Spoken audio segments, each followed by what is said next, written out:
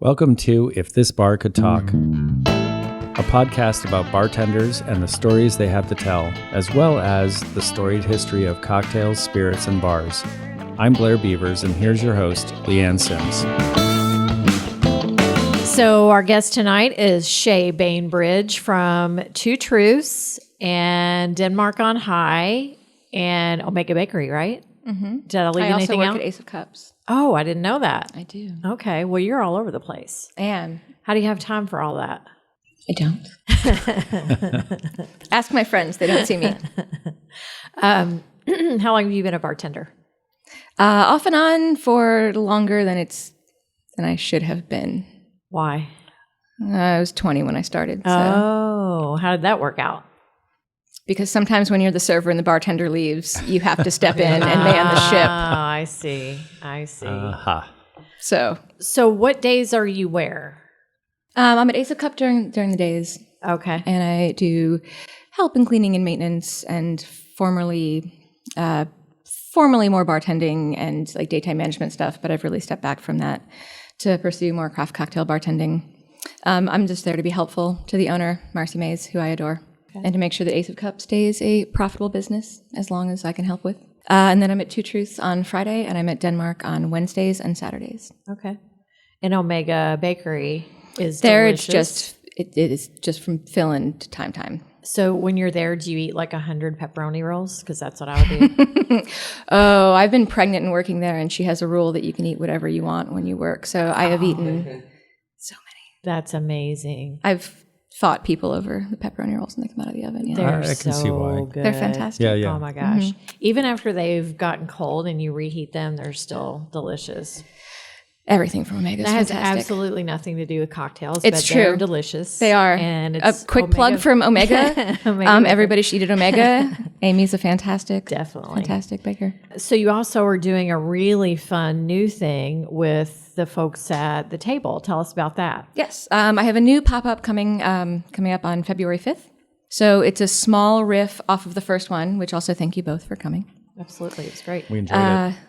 We're going to keep it a small, intimate space again, 12 to 15 people, $75 a plate this time, but a more significant meal. It'll be a 3-course. I'm going to make one of the drinks for you tonight, but a 3-course, so a starter and then a full meal with a cocktail pairing and then a dessert with a cocktail of mine. Wonderful. And it's called Under the Table? It's called Under the Table. Okay. And who thought of that? Where did that come from?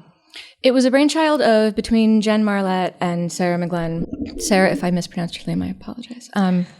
They wanted to do more female-curated bartending things in Columbus, just to, women are frequently underrepresented in a lot of vocations, and especially as being a bartender. And when I'm a tiny little lady and being a tiny little lady bartender, I feel like we're underrepresented. Anywho. So Jen and Sarah got together and decided to do some kind of pop-up, and I got the pleasure of doing the first one, and it was great, although small, but nobody else has stepped up quite yet, so I'm doing it again on February 5th. Awesome. We loved it. It wasn't just the food at the table is always amazing. Your cocktails were sensational, but it was fun. The pairing is so fun. Oh, I bet. So it was also meeting people, sitting at dinner with people that we'd never met before. Well, I met your boyfriend or your fiance once, but just getting to know people that you didn't know before then. That's always fun, I think. But how did you go about pairing? How did you guys go to the kitchen and just start making stuff, or did they lay out the food and then you try to match it, or how did that work? I had the idea of, so the first time I did 4 cocktails as opposed to 3 this time, because I wanted to be more cocktail forward as opposed to this time it is more dinner forward. And I just had an idea of these are 4 drinks that I want to make, and I don't usually spend that much money on my back bar so for my home. So this was a fantastic excuse to play around. And I came with the drinks, and then Carly Siffert, who is one of the chefs, Carly and Jen and I talked about it, and then we sort of riffed back and forth a little bit between, well, what if we did this sauce instead of this, and what if we did this a little bit instead of this, and this was tall and short. And So it started with your cocktails? It started with my cocktails. Okay. And then Jen helped me pair with the food, and then Carly and I went back and forth. And on one of the cocktails, you made a a syrup with croissant. Fennel and croissant simple syrup. That was amazing. Oh, so delicious. So buttery. So it was so wild. It was buttery, but in a good way. Like when you think of butter in a cocktail, you might automatically go to, oh, it coated my tongue and my mouth, but it didn't do that at all. But the fennel added like the herbaceousness and then the bourbon barrel gin and the spritz on top of like a little soda float. And I have a colleague and partner in our partner, good friend, who lives in Asia and does craft cocktailing like all over the world. And I definitely spent 2 hours on the phone with him talking about my menu. So how did you make it though? Like, did you soak the croissant? It is a straight simple syrup. So a 1-to-1 water, sugar.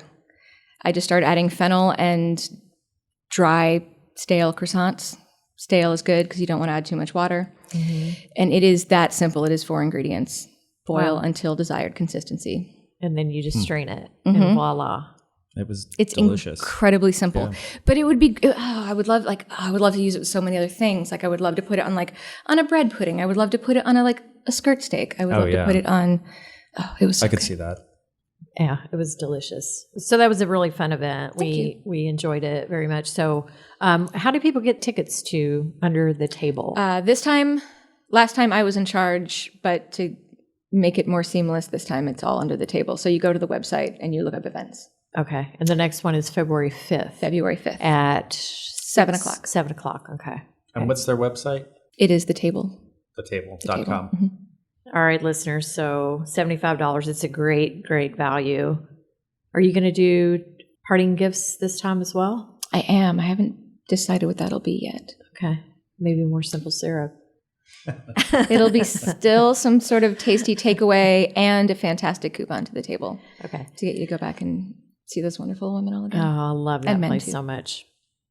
So you mentioned that women are underrepresented. Have you had issues, as I asked all our female guests this, is it harder for women in the industry, do you think? Oh, I think absolutely. One, I just think we're underrepresented in general, not to go on a giant feminist rant. But I mean, I'm a tiny little lady, so the idea of leaving me to close your bar at the end of the night, it's going to be a different thing than asking a 6'2" man to close your bar at the end of the night. It doesn't matter our skill set. It doesn't matter our what we know how to do. I know that I'm not going to be asked to close as much alone at night, or just to work alone. So I think women are underrepresented. So you think you lose shifts because I think it's harder to find a job sometimes. Okay. Which is just a personal thing, Yeah. not just women. But I think that somebody taller with a deeper voice is sometimes more listened. Oh man, I'm going to stop this feminist rant right now. I don't actually want this to come out on the radio. Yeah, I totally think women are underrepresented in the. I think you should rant. Okay, Rant I'm trying to away. think of how to answer this question without coming off like a bitch, though. It's okay. You can come off like a bitch. Cool. I'll be a bitch with you. Okay.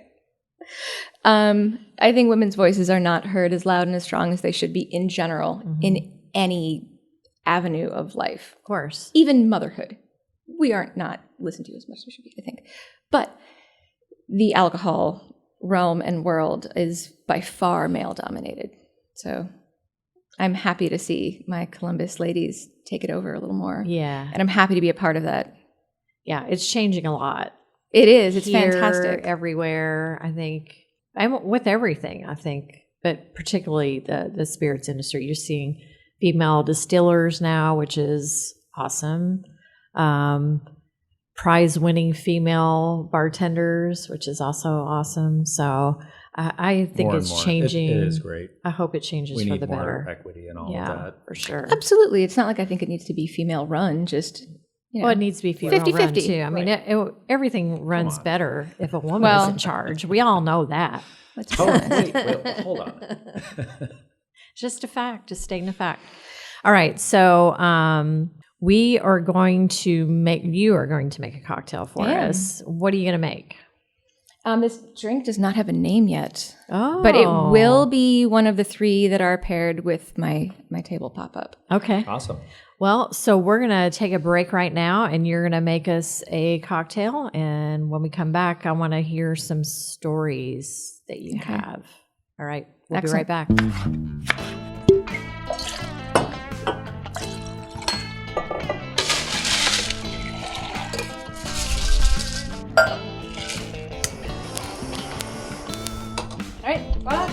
And we're back. So what do we have here, Shea? I have a mezcal cocktail, and I chose these 4 spirits because they're things that, for either the more experienced bartender, if you don't mind spending this much money, this is going to be an expensive cocktail to purchase, but having these on your back shelf are fantastic things to add to so many others. So we have mezcal. So I have my favorite smoky mezcal for the price point. It's a Vita. And then Ancho Reyes Verde. I prefer the Verde. You can get it from Wylands, which is the only place in town I know that carries it. The Ava Cachaça, which is a fantastic Brazilian cocktail. Spirit, sorry. And Orchard Pear from, oh my gosh, should I get this? This is from the Rothman and Winter. Yum. Well, it looks beautiful. And you put flame to a jalapeno for the garnish. I did char a jalapeno as well. Charred jalapeno. So let's try this thing. So it's up to you if you want to put it inside and be brave or snack on it later and be bolder. Cheers. Cheers, and thank you. Oh, that's delicious. That doesn't taste anything like I thought it would. That is really, really good. I also picked this because I enjoy the small glassware. So the idea if you're having like a dinner party and you want to have somebody over, this is a nice way to start the evening. It is rather boozy, so smaller proportions are great. Right. I love these beautiful little coupes. Where did you get these? I got these from Antiques on High. It's the corner of Como and High. The antique mall, not the store. Awesome. It's on the west Very side. pretty. So it's got a little bit of heat. It's got a little smoke from the Vita. Yeah, and the pear comes through nicely. What is this again? Cachaça. It is a Brazilian liqueur. That remind me that not mojito, but what's the Caipirinha? It is one of the base spirits of the Caipirinha. Right. That is really delicious. And what are the proportions? 2 ounces of the Vita, and then 1/2 of the Ancho Reyes, 1/2 of the Cachaça, and 1/2 of the pear. Very good. Man, that's so super easy and simple for any home bartender to make. Wonderful. So, Shea, tell me about the most famous person you've ever met in a bar. Well, the most famous person would be Prince. Actually, I know I was telling you the story earlier, but the day after Prince died, I was waiting on Gloria Steinem. Wow, that's amazing. She brought up the fact that Prince died, and we had a nice long conversation about Prince, and it was shocking and very hard not to sweat and get excited and keep my wits about me. Like, you're Gloria Steinem, you're Gloria Steinem, and we're talking about Prince. Oh my gosh, oh my gosh, oh my gosh. I can't wait to tell my mom. Oh my gosh. Did you get a selfie with her? I did not. I didn't want to bother her. She was here. She was just having some sushi across the street from the convention center. She did not. She just wanted to have a quiet day, but it's Gloria Steinem. Right. We're talking about Prince. Oh my gosh. Yeah, that's crazy. So you met Prince as well? But I also met Prince. Wow. In a bar on campus a very long time ago. Really? Yeah. Giggled like a small hyena. He left quickly after. It's not a proud moment. So did you know him as soon as you walked through the door, or did you go? Oh, we recognized him immediately. It was the most fascinating. Did he have an entourage, or? No, it was just him and 2 people. Really? Yeah. He just wanted to be left alone. Also, you try to be respectful. But it's hard not to get incredibly excited when you see certain people. Yeah. So we were standing at Hyde Park. We were leaving Hyde Park, and now I'm blanking on his name. LeBron James. Okay. I was so excited. I was like, Blair, get your camera. I want to get a selfie with him. Blair's like, no, you can't do that. Leave him alone. And I'm like, I'm sure he wouldn't mind, but Blair shamed me into not doing it. And he just was super nice. He said, hey, everybody, how's everybody doing? Talk to us. So that was kind of, I think, my only encounter with a famous person ever. Really? Yeah. I don't think I've ever seen another famous person. Okay, so you and Gloria Steinem, you talked about Prince. We did. It was Oh, it was fantastic. So the New York Times had taken out a full-page ad. Sorry, I'm distracted by the good cocktail. Okay. Excellent. I'm so excited. I'm glad. Thank you, friends, for helping me taste test this afternoon. Yeah, it was just a beautiful moment when I just realized who she was. And it's like, you have made such a bit, since I went on my feminist rant earlier to bring up Gloria Steinem, you've made such a difference for women in the world, and thank you so much. And we just got to talk about Prince and the New York Times and Corvettes, and it was great. Oh, fun. So you work at so many bars. You must have some fun stories to tell. So come on, girl, dish. Okay. Oh, man, I really can't decide which fun story to tell. Tell them all. Tell them all. I mean, so working at Ace of Cups, I've had the pleasure of getting to meet, serve, help some of my favorite all-time childhood idols, which this is not just through bartending, but things like getting to meet Thurston Moore was pretty cool. Things like getting to meet people that I would not have I hate to say privilege, but I would not have the opportunity. Yes. I would not have the ability to meet otherwise is fantastic. And then getting to work at a place like Denmark, getting to work at a place like Two Truths, where not necessarily famous people coming in, but people such as like how I met you two, who are heavy players in the city, spreading the good word about craft cocktails. Like, I think that's equally as, if not so more important, quite frankly. Aw, Blair, she just added us to the list of important people. Wow. You're the only person that's ever done that. No. Thank you, Shea. Because you, like, the fact that I've waited on you in multiple establishments, and when I see you at a new place that I work, and I'm like, oh, I'm so excited to get to see you again. Like, it's great. It's like re-meeting friends again. Aw, we feel the same. So, Yeah. That's why we love bartenders so much. That's why we go out as much as we do. Yeah. Plus, we like to drink a lot. well, yeah, I mean, when somebody asked me why I was doing this podcast, and I was like, I don't know what to say, and he's like, well, you like to talk and you like to drink, so There you go. you're pretty good at That's all, yeah. that's all you need right there. So I guess that's my tagline. Yeah. So, have you ever received a weird tip or any weird? Oh, sure. I mean, okay, here's I've been tipped in substances before, which is usually like, thank you, no thank you. It's really not how I want to get tipped. I've been tipped in Like with a joint or something? Sure. I would take that. I've had to kick people out of bars who were hitting on me, like, while actively smoking marijuana. Like, you understand that not only do I work here, you're hitting on me. You have to, you cannot to be in this establishment. I will not name said establishments, but that has happened before. Not great. Oh yeah, getting tipped in a poem, by the way. Nobody wants that. Your phone number in a poem. Nobody wants that. That's awesome. Like audacity. Thank you that you enjoyed my cocktail. What I actually need to do is pay my mortgage, as it turns out, though. Somebody was nice enough to leave me a $200 tip this holiday. That was fantastic. That's awesome. Yeah. And thank God for tip sharing, because my coworker got it as well. So good on Awesome. everybody.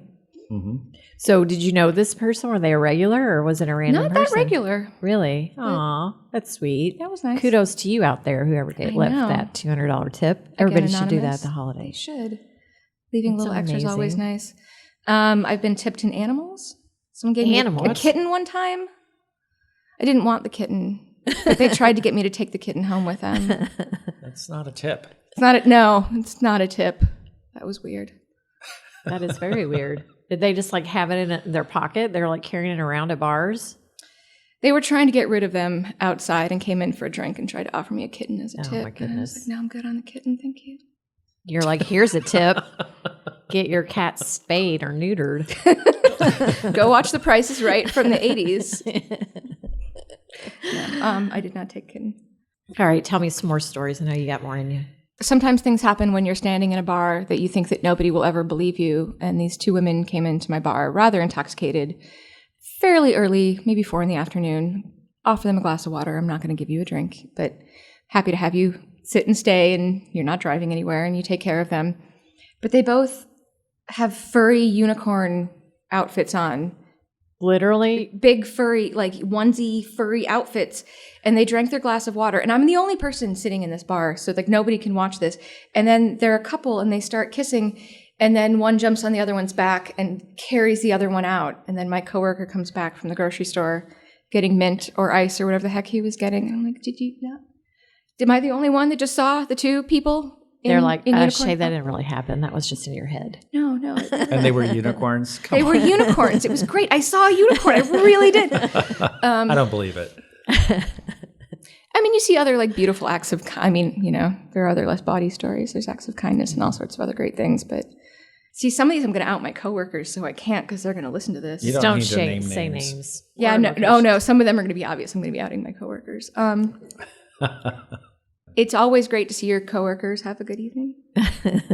Yes. On their night off and be a little silly. That's always super fun to serve them, to get to be on the other side of the stick from them. Yeah, that's kind of a thing. Like in the industry, people go to different bars for their last drink of the night or their first drink of the night, I guess, if you're a bartender. So do you see a lot of industry people? Oh, absolutely. Something that I love the most about the Columbus cocktail scene is that I feel like we are all very familial. Like I do not know the people from Mouton so well, but I used to work at the bottle shop. I don't anymore. I still love them. Mm-hmm. I work at Two Truths in Denmark, but I still we want everyone to frequent everywhere. Like, okay, so you've had a cocktail here, you've had a cocktail here, you've had a cocktail here. Ooh, if you're going farther to Worthington, go to Light of the Seven Matchsticks. If you're going here, go to Bottle Shop. If you're going here, I love the reciprocity and the familial, the family love. That's one of the things that we've always noticed about Columbus, much more than other big cities, is there's that feeling of family, that feeling of camaraderie, and you're not not helping somebody is not going to make you better or progress your career or anything, and everybody just seems so friendly and able to give. Yeah, I mean that's not unique to the alcohol industry. Oh, not at all. But that's Columbus. That's Columbus. That's what we, like you said, that's what we love about it. Because you meet somebody and you're like, oh, I know somebody in your field. Let me connect you, and then that person connects you, and everybody wants to help everybody. And we were doing an interview out of town recently, and it was just the opposite. The bars, it's a very small town, and yet they compete. It's like they're not helping each other, but there's enough business for everyone to go around. So to not help each other is just foolish. But I think people get competitive and it goes to their head, and but I think that really hurts them in the long run. So I feel like for the cocktail scene, if the idea is we're all out there to enjoy a nice drink, have a wonderful conversation, or be quiet by yourself, whatever the heck you choose to do. Mm-hmm. If we're all in it for the same thing, then okay, so you have a drink at my bar. I would love to see you go to another bar and have the same experience and have a great evening, and then say, oh, but I was just there. And then you might tell somebody else, oh, I was just at Denmark. Oh, I'm going to try Denmark. Oh, I'm going to try Two Truths. The idea of reciprocity is just, that I think is what we should all be here for. Yeah, I agree with you there. Wonderful. All right, tell me another story. Let me think of a question that will prompt a story. Yeah, I'm trying to think of a story that's not too body, not too. Oh, we can be body. Have another sip of that strong cocktail of yours. That's why I made it small. It is tasty though, isn't it? Mm-hmm. That is really tasty. Excellent. And it's just the right amount of heat. It must be this chili Ancho Reyes, chili poblano liqueur. That's and it's the Verde. I want to smell that. Do it. It's also why I brought you the bottle, though, so that you can make one or two to take home with you later, if you want. Well, thank you. Not that you don't have things at home to drink, but. So do you have a favorite bar? Do you prefer Two Truths over Denmark or vice versa, or do you really just like bartending wherever? I like bartending wherever. I thought you meant a favorite bar to drink at. As far as bartending at, no, not in the slightest. I've been at Two Truths significantly longer, so I feel a little bit more like it's not my living room, but I feel a little more comfortable there. Mm-hmm. I know the clientele a little bit more. Mm-hmm. Denmark is significantly. Our back bar is huge. It's a lot to learn. It's fantastic. But getting to play with that is the most amazing thing. So it's the same thing as say trying to find an analogy here. Comfort is great, but being out of your comfort zone is still wonderful. I love learning. Denmark is pushing me to learn so much more. I haven't read a non-alcohol book in at least the last 6 months trying to study and learn things. So that's fantastic. That's awesome. So you're learning a lot. I'm stressing my poor partner out about in the morning, like, did you know that this is a this and this came from this and this is, he's like, no, I didn't know that. Didn't need to know that. But I love that. Yeah. I do the same thing. did you know that the silk of corn is actually the fallopian tube? Like, it's the fallopian tube of the corn. I did not know that. I just learned that this morning. Thank you, Shea. He did not need to know that at 8 this morning when I woke him up, but I did. That's going to be a Jeopardy question. Cool. The corn silk is the fallopian tube. The corn. Huh. Now, the more you know, the next time it gets caught in your teeth was the chapter that I read. So in the you can book. say, I have a fallopian tube stuck in my, excuse me, I have a fallopian tube in my tooth. I wonder how that got there. Well, okay, yeah. Oh, that's funny. Shoot, now I just lost my train of thought. Dang, this is a good cocktail. I'm losing my... See, that was my idea. Also, good reason to serve it small when you serve it to your guests at the beginning of a party, because you don't want to Right. get them too drunk too fast. Right. Yeah. I'm pretty bad at that. Oh, I know what I was going to ask That's the about. one hard part of being a bartender. I invite people over for dinner, and then I just get them drunk, and then nobody eats dinner. Well, but you then ever they have don't that complain problem? about your bad cooking. My cooking is fantastic, though, but I frequently get them a little too tipsy first, and then dinner comes That's a little always bit more good. by the wayside. That's never a bad thing, unless they're driving, and then it's a bad thing. But then they have to sleep on your couch, I guess. I have 2 big velvet couches, so There you go. So Two Truths has a speakeasy thing weekly, right? Don't they have like a jazz or music thing where people dress up like 1920s? So that's Swank. No, Swank, okay. that is every. Oh gosh, this might be edited. It's every 3rd Saturday. Okay. So it's once a month on a Saturday. Okay. So they can go on Two Truths Believe that. website and find out. So Yes, does and everybody dress up or? Not everybody, but we as a staff try to dress up. I'm not there on Saturdays anymore, so it's one of the nights I really, really regret missing. There are a couple of people that play there that I miss so much. Arlette, who does the DJing for Swank, is fantastic. It's all vinyl, and people come dressed to the nines. Like, oh my gosh, so much bedazzling, so many sailor outfits. People are wearing their great-great-grandfather's Navy outfits. People are wearing gloves that go down to your elbow. It's fantastic. It is so much fun, and they are a cocktail-hungry crowd. We got So to do it's- that. That's we haven't our done that jam. yet. 1920s. And if you want to dance, there's always somebody to dance with. There's always a partner or somebody on the dance floor, like sadly looking for someone to dance with. So Are they that's like fun too. are they like really good dancers? Like, do they know how to? Because we They don't can really swing. know how to swing. They so- can swing. Okay, I so can't we would just swing or walk. jitterbug Yeah, or me any either. of those other things. So we just have to be wallflowers, but that'd be okay.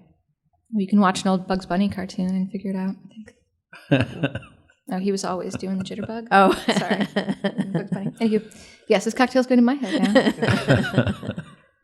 You've got Bugs Bunny doing the jitterbug in your head. I do.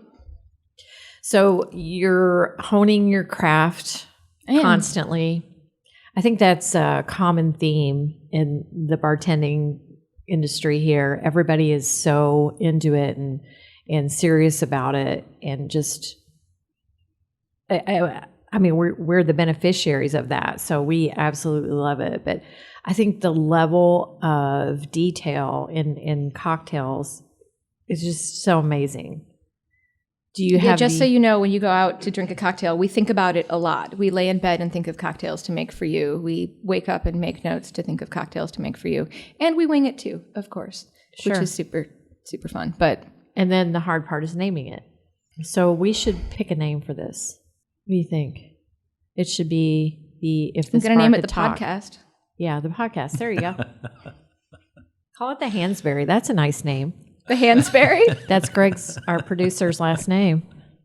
I'm going to call The spicy Hansberry. Oh, I think the Spicy Greg is better though. Which is, that is kind of my lame default when people ask me, like, what is this drink called? And I think I might have actually done it to both of you when you first came into Two Truths and said, what is this drink named? I'm like, it's the Leanne. I don't know. I have something to do. Like, I don't have time for that. I like to think of a name, and then I like to think of drinks, and the two don't correlate as much as I wish they did. But how would they? Like, well, things like the Shaviation, which was great. Mm-hmm. oh yeah, Just came up. I was just teasing, and I called the aviation the Shaviation. Then That was easy. Then my boss was like, well, you have to make that into a drink now. And I was like, okay, well, here I go. It was a very good drink too. It was delicious too. Yeah, I like that a lot. Thank you. You really bailed us out once on our cocktail tour. Actually, it was our very first cocktail tour at Two Truths, and something happened with the communication, and you didn't know we were coming. And I recall you not nervous. You pulled that wasn't off. Thank you. Pretended like you knew what was happening, and to our guests. So we very much appreciated that. You're a true professional, and we Heck yeah. appreciate I mean, that. well, like, you never know. Like, sometimes 15 people walk in and they're like, oh, we have a party and we have balloons and a cake. Like, oh, wonderful. We've Welcome. been waiting for you all day. We're so excited to see you. And you just smile and that's what we're there for. Awesome. Well, Shea, this has been a true pleasure. I'm so happy that you agreed to be a guest on our podcast. The cocktail is wonderful.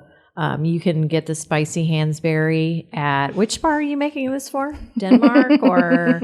No, this is going to the table. This is going to the table, Okay. which I guess if this airs after the pop-up, it doesn't really matter at all. I can tell you the ingredient. So it's 2 of the Vita, half of the Ancho, half of the Cachaça. I use the Ava Cachaça, and this is the Ancho Reyes Verde, to backtrack. And the Rothman and Winter Orchard Pear. And this cocktail is going to be part of your under the table dinner on February 5th. It will. Oh wow, it's a wonderful cocktail. That's worth $75 right there. Don't you think? I can't wait to see what that gets paired with, Yeah. food wise. So listeners, if you haven't heard, we are doing a new series of tastings for women only. We're doing them monthly. It's called Whiskey and Women. It's a way for girls to get out and train your palate and learn more about whiskey. If you're interested, we're doing it on Tuesdays at the Great Southern Whiskey Bar at the Westin Hotel, the Great Southern Hotel, here in Columbus, Ohio. And also, we are launching a new series called Small Talk in between our regular podcasts. It's just bartenders calling in with their stories. If you have a story that you'd like to share, you can just email us at info@columbuscraftcocktailtour.com, and we'll send you a telephone number where you can send your story to us, and we love to hear from you. Also, look for our cocktail tour. We do those on Saturdays and some Sundays. We do a Sunday Fun Day tour. And we're going to be doing some special things in the new year. So check us out on columbuscraftcocktailtour.com. And Blair, you want to check us out? Yeah, always remember to drink responsibly, tip appropriately, and always be cocktail curious. Cheers. Cheers.